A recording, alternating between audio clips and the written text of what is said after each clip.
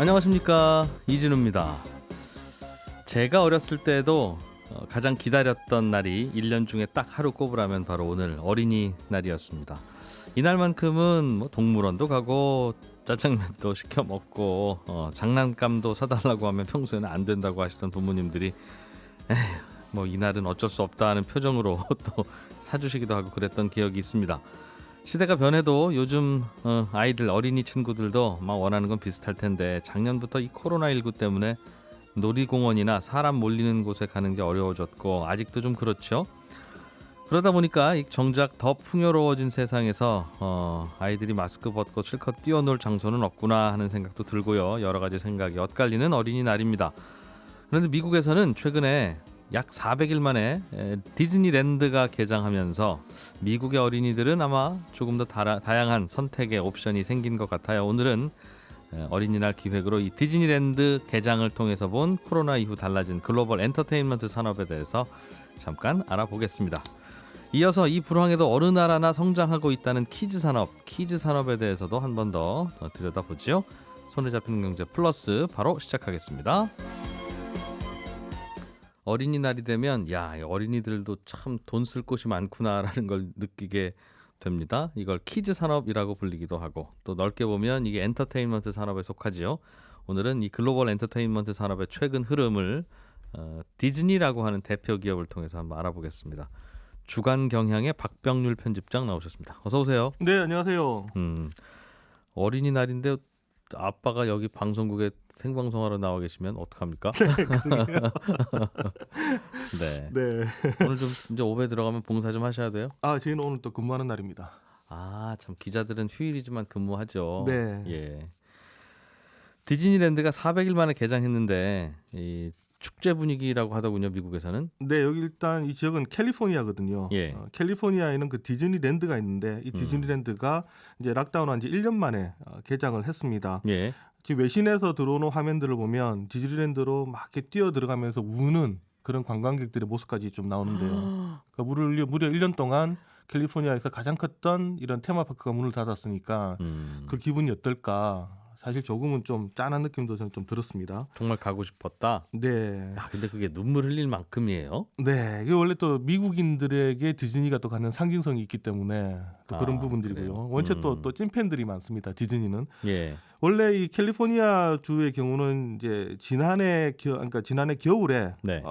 이 개장을 하려고 했었는데 또 갑자기 확산세가 심해지면서 이 개장일이 연기가 된 끝에 이제 이번에 개장을 하게 된 겁니다. 지금은 예전으로 다 돌아갔어요, 이제? 아직 아닙니다. 이 현재로서는 그 수용 가능 인원의 25%까지만 입장이 가능하고요. 또 안에서 반드시 마스크를 착용을 해야 됩니다. 네. 또 단체 관광을 하고 싶을 경우에는 캘리포니아 주민들만 가능하고요.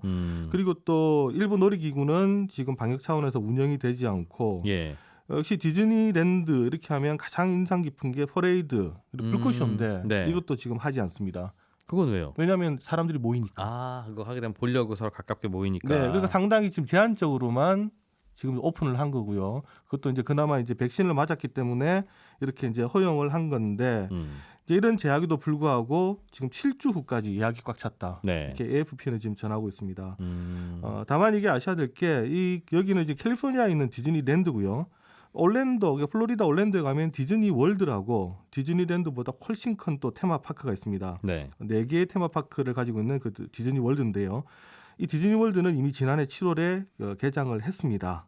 디즈니랜드와 디즈니 월드가 달라요? 네, 디즈니 월드가 훨씬 더 큽니다. 규모가 더 큰 곳은 그럼 락다운을 안 했었다? 네, 이거 왜냐하면 플로리다 산업의 아주 큰 부분을, 특히 올란도의 큰 부분을 디즈니 월드가 차지하고 있거든요. 예. 여기에 지금 고용만 7만 7천 명이 되기 때문에 캘리포니아 지역에 이제 소위 말하는 이제 소상공인들, 자영업자들의 요구가 대단히 거셌습니다. 그래서 여기는 열었군요. 그래서 디즈니 월드 또 올랜도에 있는 유니버셜 스튜디오 이런 그 테마파크들이 일제히 일단 문은 열었거든요. 하지만 여기서도 이제 인원 제한이 있고요. 네. 여전히 여러 가지 제한이 있는데 그저께 나온 또 소식들을 보니까 디즈니가 하지만 계속 지금 적자 폭이 커지다 보니까 지금까지는 보면 디즈니 그 월드에 들어가면 여러 가지 혜택 주는 게 많았어요. 디즈니 호텔과 연계를 하면 네. 이러한 서비스들을 대폭 줄이겠다. 이런 또 발표를 하고 있습니다. 그러니까 아직 완전히 정상으로는 가지 못했다라는 얘기입니다. 그렇군요. 요즘도 안 그래도 그 비슷한 현상이 항공산업에서도 벌어지고 있는데 네, 요즘 예를 들면 미국 가는 비행기 뜨긴 뜨잖아요. 그렇죠. 비행기 표값이 엄청나게 올랐답니다. 할인 항공권이라는 게 존재하지 않는데요. 그래서 아니 손님도 없을 텐데 왜 이렇게 비싸게 파세요? 할인해야 되는데? 라고 여쭤봤더니 그분이 어차피 지금 미국 가시는 분은 반드시 가셔야 그렇죠. 가는 분이라 할인 항공권 아니라 할증 항공권이라도 사가실 분입니다. 그러니 우리는 할인 못해요. 안 그래도 지금 그 손님 네. 없어서 큰일인데 네. 이런 얘기 하시더군요. 디즈니랜드도 똑같은. 네. 또 전체적으로 아무래도 이게 인원수를 제한을 하니까 25%로 제한했다는 얘기는 그 매출액도 25%밖에 안 된다는 얘기잖아요. 그렇겠네요. 네, 그러니까 수익도 거의 나지 않고 다양한 서비스를 주기가 지금은 힘든 상황이다. 이렇게 보면 될 것 같습니다. 예. 디즈니랜드가 굉장히 오래된 곳이기도 하고 디즈니라는 회사 자체가 네, 우리로 치면 뭐 거의 한 100년 가까이 된 기업이죠. 맞습니다. 예. 네, 정식 이제 공식 명칭이 월드 디즈니 컴퍼니인데요. 월트 디즈니 컴퍼니. 네, 예. 1923년에 창립이 됐습니다. 특히 이제 지금까지 뭐 전 세계 문화 콘텐츠 시장을 선도해 왔다 해도 뭐 과언이 아닌데 특히 최근에는 공격적인 인수합병으로 덩치를 아주 빠르게 키웠습니다. 예. 이 디즈니, 그러니까 월드 디즈니 컴퍼니에 속해 있는 회사들을 보면 디즈니뿐만 아니라 픽사, 마블, 예. 스타워즈, 그다음 ABC, ESPN. 스포츠 채널인 ESPN, 예. 뭐 ABC라고 하는 TV 채널도 그렇죠. 여기서 갖고 있어요. 네. 예. 이 6개가 지금 핵심 브랜드로 돼 있고요. 크게 지금 재무제표를 보면 4개 부문으로 나눠져 있는데 테마파크, 예. 그리고 영화, 그리고 이제 소위 말하는 OTT 쪽, 그리고 이제 미디어 채널. 예, 채널.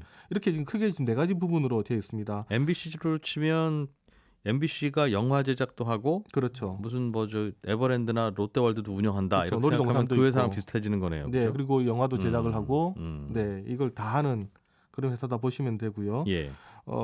지금 다우존스 산업지수에 포함되어 있는 30개의 기업 중에 하나고요.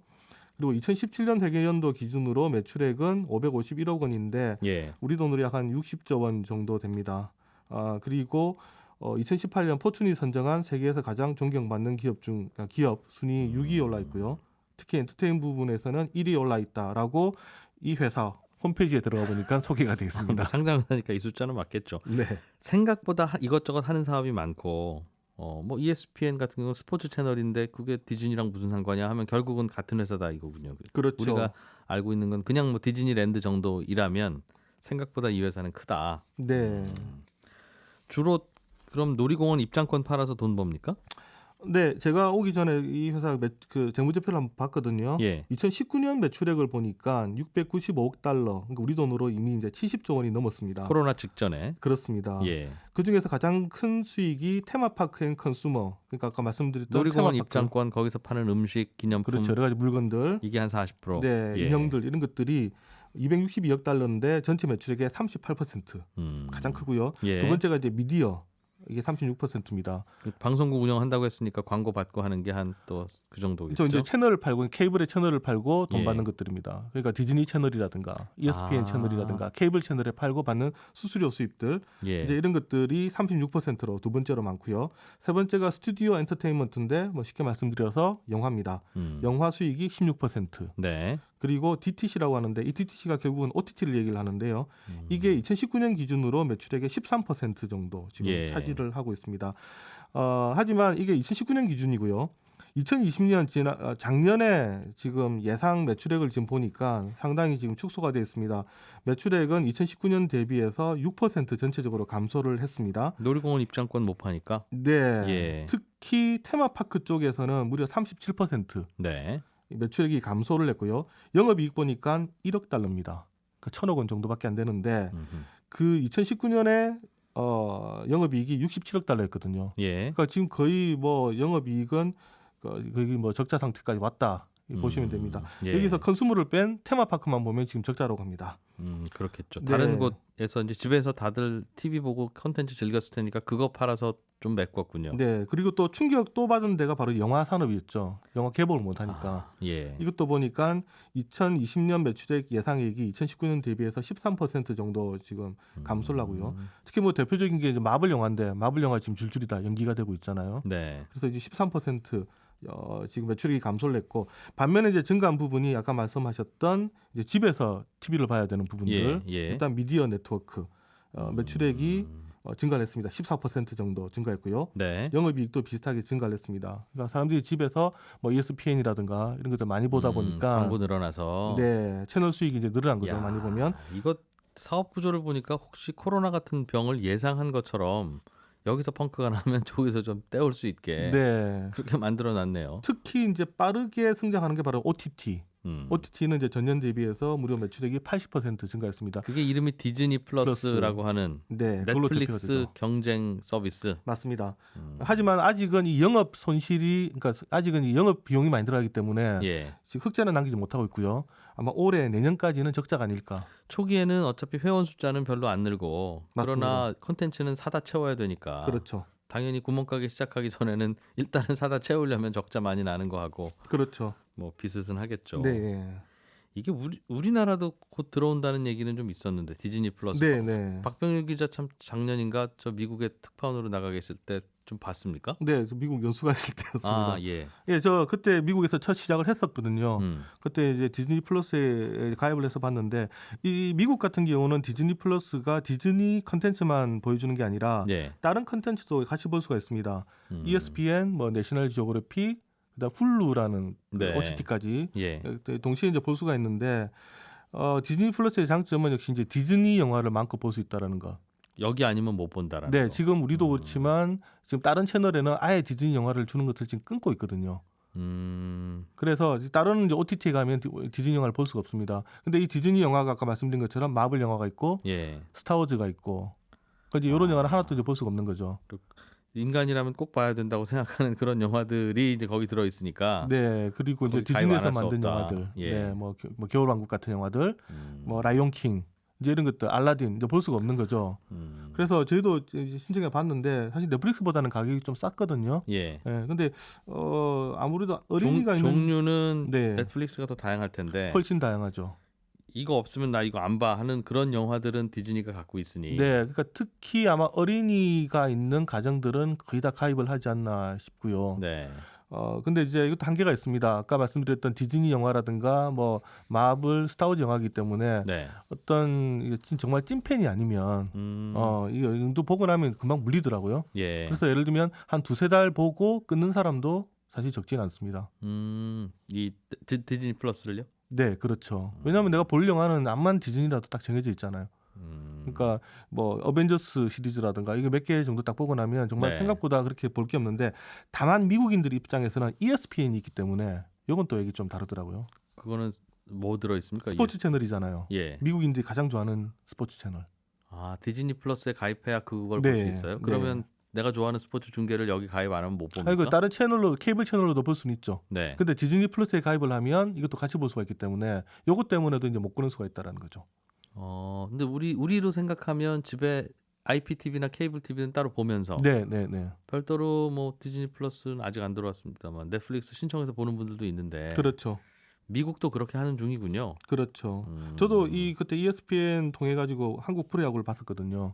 그거는 무료입니까? 집에 케이블 TV 신청하면 그 채널은 그것도 유료죠. 별도 채널로? 네, 케이블이 또 되게 비쌉니다, 미국은. 아. 그래서 그 차라리 케이블을 가입하느니 네. 이 디즈니 플러스 팩으로 이거 팩으로 팔거든요. 예. 팩으로 가입을 해버리면 훨씬 싸게 치는 그렇다 거죠. 하더군요. 네. 우리는 케이블 TV를 보는데 한 달에 뭐 한 2, 3만 원 네, 정도면 되는데 그런데 미국은 그 가격은 굉장히 비싸다고. 10만 원, 20만 원 우리 돈으로 그런 것도 많습니다. 제가 잘 모르는 분, 제가 아는 분도 예. 그냥 별 생각 없이 가입을 했다가 와. 너무 비싸다 이러면서 끊는 분도 제가 몇 번 봤습니다. 또 빨리 설치도 안 해주고. 보통 한 일주일에 보름, 일주일에 빠르죠 보름. 아. 네, 그 정도 그런데 되는데. 비싸군요. ESPN이 보면 뭐 예. 미식 축구, NBA, 그다음에 뭐 메이저리그 웬만한 중계권 다 가지고 있거든요. 예. 이 디즈니가 1996년에 이제 인수를 했는데 이거 재밌는 거 보니까 지금 미국 같은 경우에 미국에서 미국인들이 보는 그 TV 프로그램 탑10 중에서 무려 92개가 스포츠 경기일 정도로 미국인들이 스포츠를 좋아합니다. 스포츠 홀릭이군요, 정말. 네. 그리고 ESPN이 한 해 11조 원 벌어들이는데 2017년 기준으로 보니까 디즈니가 전 부분에서 얻었던 순이익의 네. 무려 40%를 ESPN이 벌어들였다. 2017년 기준으로. 음. 이 정도로 ESPN이 사실 미국에서는 또 좀 막강합니다. 미국에서는 산소, 물, 네, 스포츠, 스포츠. 네, 세 개는 꼭 있어야 된다. 그렇죠. 디즈니가 네. 그걸 파는군요. 네, 우리나라도 이제 디즈니 플러스가 오면 본격적으로 방송가에서도 또 뜨거운 접전이 벌어질 것 같아요. 네, 어린이날 그래서 요즘 주식 선물 주식 하나 사서 이 아이에게 주식 투자도 가르쳐주고 뭐 나중에 혹시라도 주가 많이 오르면 뭐 꽤 괜찮은 용돈이나 종잣돈도 될 거다 싶어서 주식 사주시는 부모님들이 요즘 많아지고 있다고 들었는데 네, 디즈니라고 하는 회사도 미국에서 상장된 회사죠? 그렇죠. 네. 지금 뭐 뉴욕 증시 보시면 지금 주가가 거의 뭐 역대 지금 최고점 계속 지금 가고 있습니다. 예. 어제는 보니까 좀 떨어졌던데 그래도 역시 역대 최고 수준이다. 음. 이렇게 보시면 최고 됩니다. 수준에서는 약간 한 5% 정도 그렇죠. 그 정도 떨어져 있더군요. 떨어져 있던 거죠. 네. 제가 왜 이렇게 잘하냐면 제가 역대 최고가에 한 주를 샀어요. $190 정도. 와, 어떻게 사자마자 그렇게 떨어지는지 네. 모르겠습니다. 네. 지금 $186인가요? 아마 주당 거의 $200 근처 갔을 때 그렇죠. 네. 그래서 항상 계좌를 볼 때마다 네. 최고가에서 얼마나 떨어져 있구나라는 게 아주 정확하게 보입니다. 네.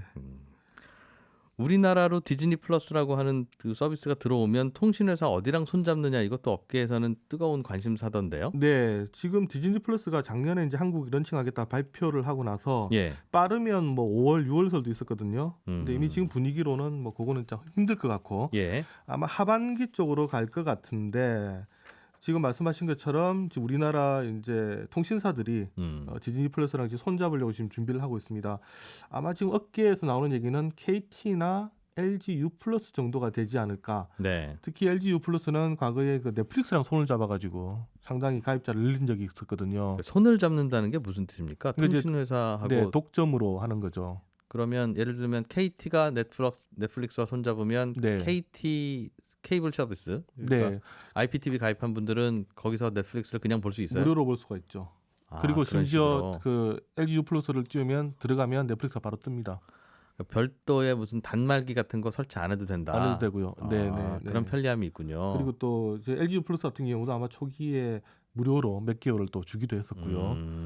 그러다 보니까 이 LG U 플러스 같은 경우에 그때 가입자 수가 많이 늘었거든요. 예. 또 넷플릭스는 또 우리나라 통신사를 놓고 들어오니까 음. 또 초기에 광고 효과도 있고 또 가입자를 그렇습니다. 넓힐 수가 있고 다만 이제 SKT 같은 경우는 지금 자체 OTT인 웨이브가 있습니다. 예. 그러다 보니까 이 만약에 디즈니 플러스를 데려오면 또 충돌이 생기잖아요. 그래서 아마 그렇죠. SKT는 손을 잡지 않을 것 같아. 후발주자인 LG나 KT가 손잡을 가능성이 높다. 높다. 지금 디즈니하고. 이렇게 보는 거죠.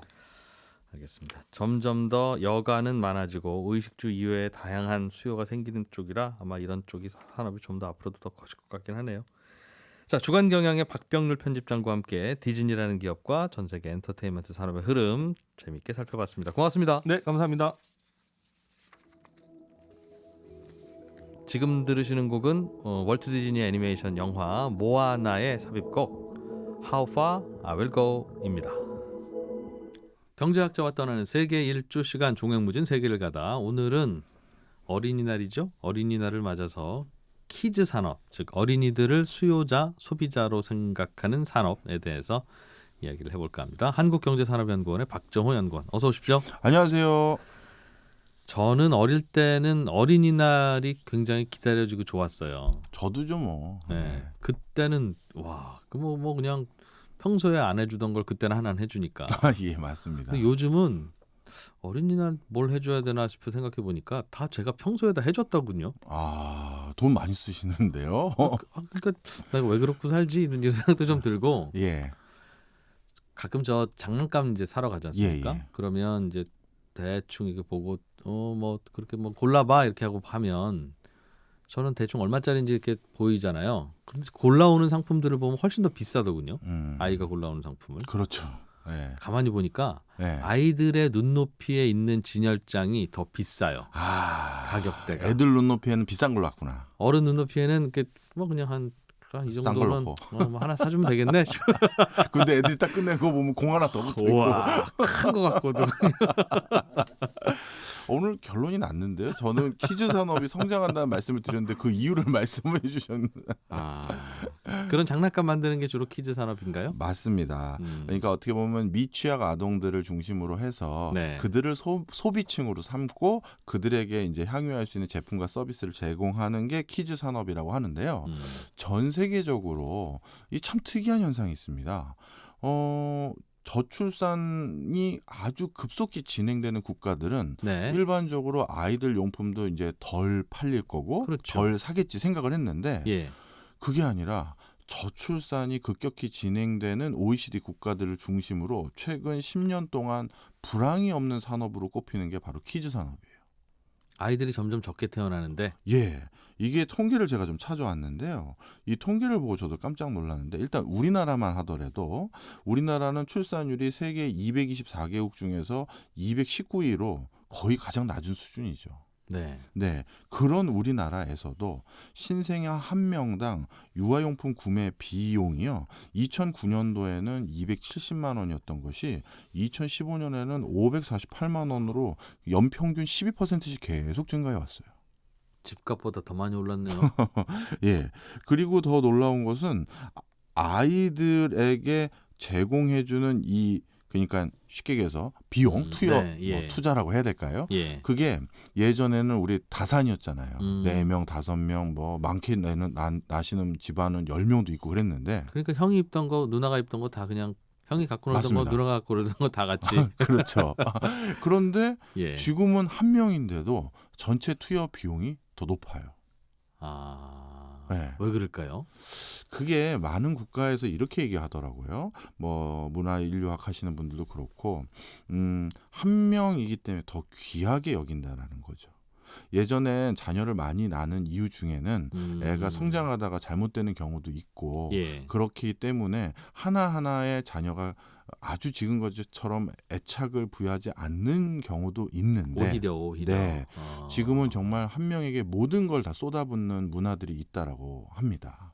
그러면 아이 한 명당 쏟아붓는 비용이 더 늘어나는 건 자명한데 네.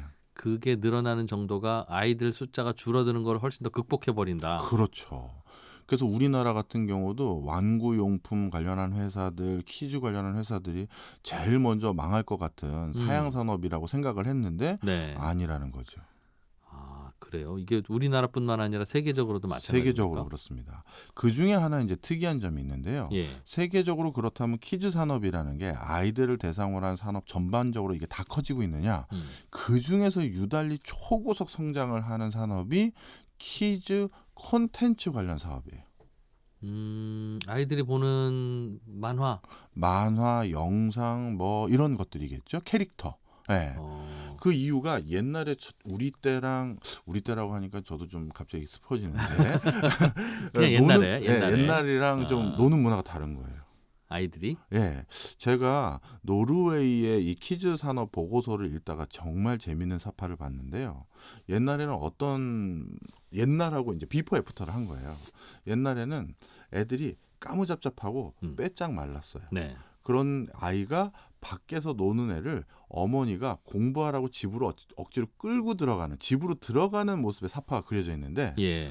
최근에 아이들과 관련된 어머니 사파를 어떻게 그렸냐면 아이들이 약간 비만 그런데 집에서만 놀고 있어요. 그래서 엄마가 억지로 끌고 나가서 제발 나가서 놀라고 끄집어내는 그런 걸로 딱 사파가 비포 애프터로 그려져 있더라고요. 노르웨이 사파지만 우리나라 환경이랑 같은데요? 다 똑같다는 거죠.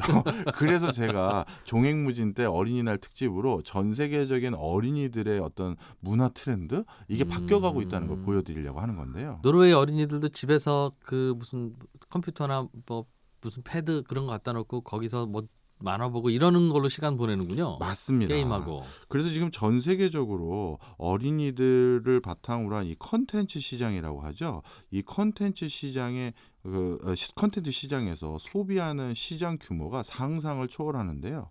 대표적으로 아마존 프레임 같은 경우는 2013년에 어린이들이 보는 시간대가 평균적으로 일주일에 92분이었는데 이게 2016년도에는 놀라지 마십시오. 1636분으로 늘었어요.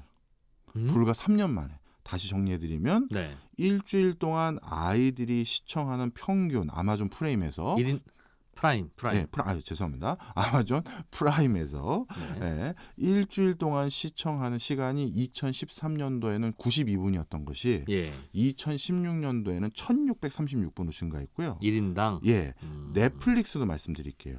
넷플릭스도 같은 기간 동안 572분에서 똑같이 2016년도에는 6,917분으로 늘었어요. 12배, 10배를 더 본다는 뜻인데. 네. 1시간 보던 녀석이 죄송합니다. 1시간 보던 그 꼬마 친구가 10시간을 본다. 그렇게 될 수도 있고 콘텐츠가 그만큼 다양해져서 그런가요? 그거 이외에 단지 다른 거 보다가 다 이쪽으로만 몰라서 그럴 수도 있겠다. 그죠? 여러 가지가 있는데요. 예. 처음에는 부모님들이 밖에서 노는 문화가 아니라 안에서 노는 문화들이 많아졌던 것 같아요. 예. 그런데 그게 이제 과잉이 돼서 이제 아까 사파처럼 이제 밖으로 끄집어내는 그런 게 되는 건데 우리나라도 똑같더라고요. 이게 전 세계적인 트렌드인 거예요. 2017년 기준 통계를 제가 찾아봤는데 IPTV에서 주문형 비디오 VOD 있지 않습니까? VOD 시청에서 키즈 콘텐츠 비중이 KT는 40%, SK 브로드밴드가 46%, LG U+가 45%예요. 늘어난 비율이 아니요. 전체 주문형 비디오의 시청에서 키즈 콘텐츠가 차지하는 비중이 40%라고요. 돈 내고 보는 그렇죠. 콘텐츠 중에. 자, 그러면 이 정도면 정말 시장이 기하급수적으로 늘은 건데 이거는 전 이렇게 설명해야 된다고 봐요. 뭐냐면 콘텐츠를 잘 만들어서 그걸 보게 만든 게 아니라 네. 볼 수밖에 없는 산업 구조들이 있는 거죠.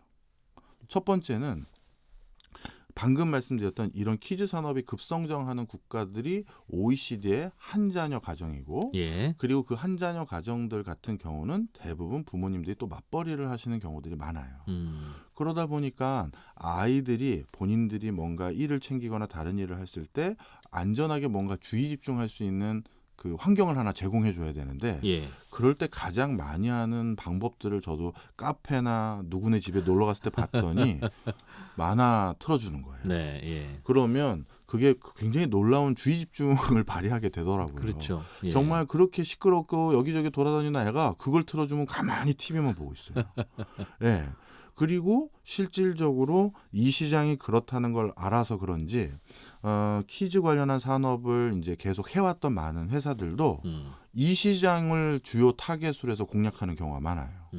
대표적으로 이게 이제 키즈 산업이 완전 패러다임 바뀐다고 생각하는 부분인데 전통적으로 키즈 산업에서 가장 최고의 강자라고 하면 레고를 꼽아요. 네. 근데 레고는 최근 거의 파산 직전까지 갔었습니다. 회사가 어려워져서. 키즈 산업 계속 뜬다면서요. 그게 이제 딜레마인데 전통적인 키즈 산업에서 가장 중요한 핵을 차지했던 왕구 중에서 레고 네, 같은 데는 예. 오히려 반응이 그러니까 어떻게 시장의 반응을 놓쳤어요. 왜냐하면 애들이 싫어해요. 머리 쓰고 이거 보고 나보고 어떻게 하라는 거냐 이렇게 된 거죠. 화면 들여다보고 있는 게 아이들은 제일 행복하다. 그렇죠. 그런데 그 과정에서 특히 레고 같은 경우 과거에 또 한 가지 문제가 비용이 너무 많이 유발되는 형태의 키즈 산업이에요. 왜냐하면 하나의 왕고 분력을 만들었다고 해서 전 세계에 팔 수가 없대요.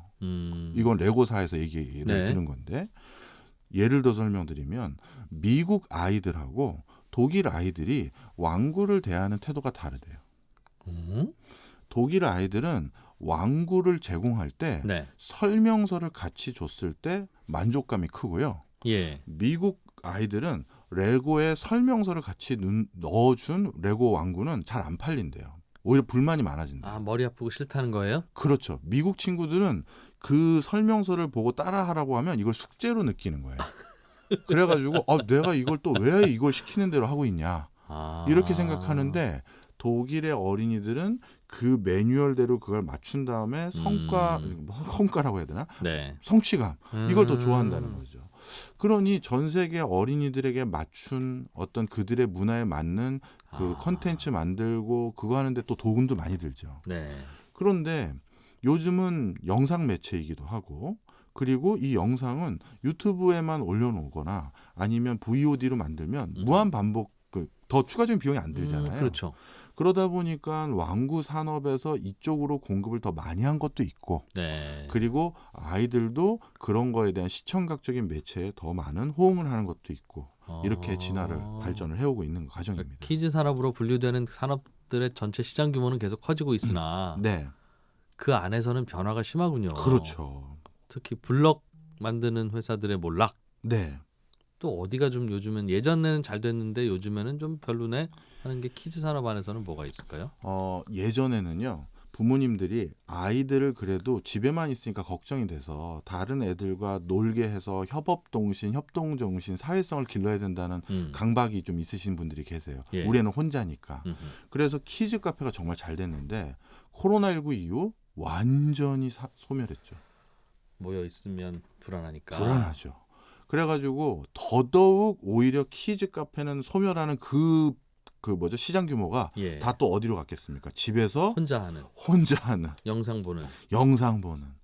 그래서 최근 코로나19 이후 더더욱 급성장한 산업군 하나를 꼽으라고 하면 우리는 뭐 미래자동차, 반도체 뭐 이런 것만 보고 있지만 실질적으로 전 세계적으로 지금 그 키즈 캐릭터 이런 거와 관련된 회사가 IPO 한다고 하면 공모주 뭐 경쟁이 1000대 1은 기본적으로 넘어요. 키즈 캐릭터. 네, 우리로 치면 뽀로로 같은 그런 맞습니다. 그런 거 이제 아이들에게 익숙하면 안 그래도 그 예전에는 그냥 만화 영화만 만들어서 찍어서 보여주고 아마 뭐 방송국으로부터 돈을 받았던 그렇게 했던 회사들인지 모르겠는데 요즘엔 그와 연관된 장난감들이 같이 이미 존재하더군요. 맞습니다. 그 만화 영화를 보여주면 만화 영화 보여주는 걸로 끝내는 게 아니라 거기에 등장하는 여러 로봇 혹은 뭐 캐릭터들을 사줘야 되는데 장난감 가게 가면 그게 또 많이 있어요. 그럼요.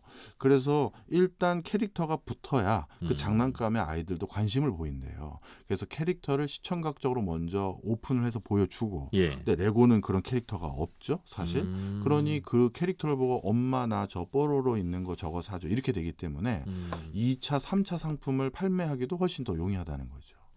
그래서 전 세계적으로 구글이 유튜브를 바탕으로 이런 비즈니스 해보세요라고 하면서 홍보 투어 아닌 투어를 몇 년 전에 많이 다녔었거든요. 네. 지금은 뭐 그런 거 다닐 필요도 없이 유튜브가 대세가 됐지만 그 몇 년 전에 전 세계 투어를 할 때 전 세계 어딜 가든 1순위로 보여주고 있었던 사업 모델, 비즈니스 모델이 바로 뽀로로를 개발한 회사 중에 하나인 네. 아이코닉스.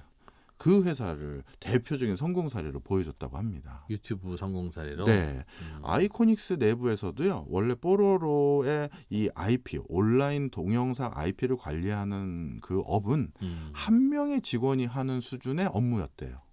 그런데 어느 날 이걸 유튜브로 올려서 유튜브로 그게 수익을 번다고 생각도 잘 안 했던 것 같아요. 한 명이었으니까. 예. 올려놓고 이게 홍보가 되겠지 뭐 SNS나 이런 걸로 홍보 좀 해보자 했는데 구글에서 입금되는 금액이 만만치가 않은 거예요. 이제 엄마 아빠들이 아이가 뽀로로 보여달라고 하면 이제 유튜브에서 검색해서 바로 보여주는군요. 그냥. 보여주죠. 그리고 그 뽀로로와 같은 키즈 컨텐츠가 더더욱 유튜브 수익이 높을 수밖에 없는 게 우리 어른들은 능동적으로 컨텐츠를 소비하죠. 보다가 그만두기도 하고 광고 나오면 그냥 넘겨버리잖아요. 근데 애들은 그냥 광고도 끝까지 다 보고 이 동영상 끝나면 그 다음 동영상 넘어가는 걸 계속 보잖아요. 1시간, 2시간 막 이렇게. 엄마 설거지할 동안, 엄마 빨래할 동안. 매우 충성도 높은 고객이 광고 되는군요. 수익이 높은 고객인 거죠.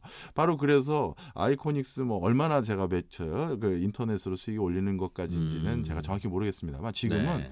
부서가 생겼을 정도다. 그리고 유튜브에 올리기 위한 별도의 컨텐츠들을 만들어낼 정도로 팀이 따로 생겼다. 이렇게 보시면 되겠습니다. 앞으로도 그렇게 영상 내지는 캐릭터 이런 쪽 개발하는 쪽의 산업이 커질 것 같습니까? 키즈에서도? 저도 그럴 것 같습니다. 아이들의 문화 패턴이 좀 바뀐 것 같아요. 이제는 우리가 제일 바꾸기 어려운 게 문화인데 애들의 문화가 혼자 노는 거, 집에서 노는 거 이런 걸 더 중요시 여기는 것 같고요.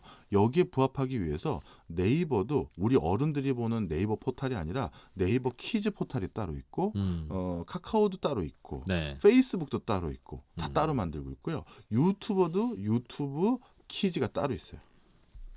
요즘은 그 블럭놀이 있죠. 블럭놀이나 흙장난 이것도 네. 예전에는 블럭을 사주면 집 안에서 혹은 밖에서 네. 흙을 갖다 주면 그 흙 앞에서 하는데 요즘에는 블럭놀이 흙장난도 게임에 들어가서 접속한 후에 게임 안에 공간에 보면 이제 블록 쌓기가 있고 그래서 마우스로 블록을 쌓는 아이들이 예.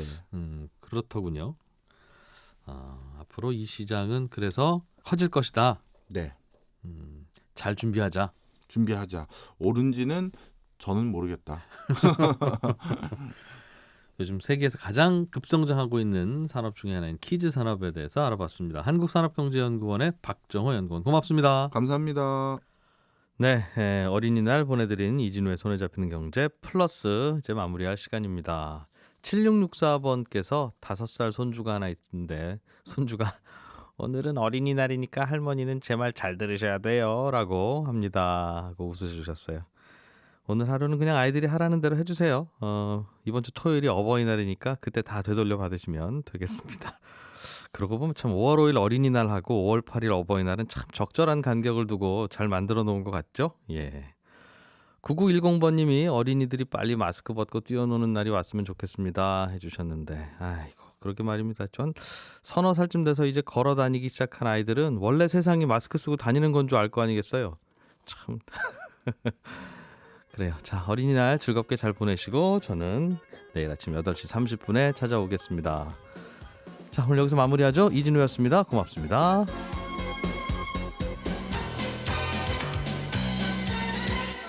더 깊고 더 재미있는 경제 이야기 이진우의 손에 잡히는 경제 플러스.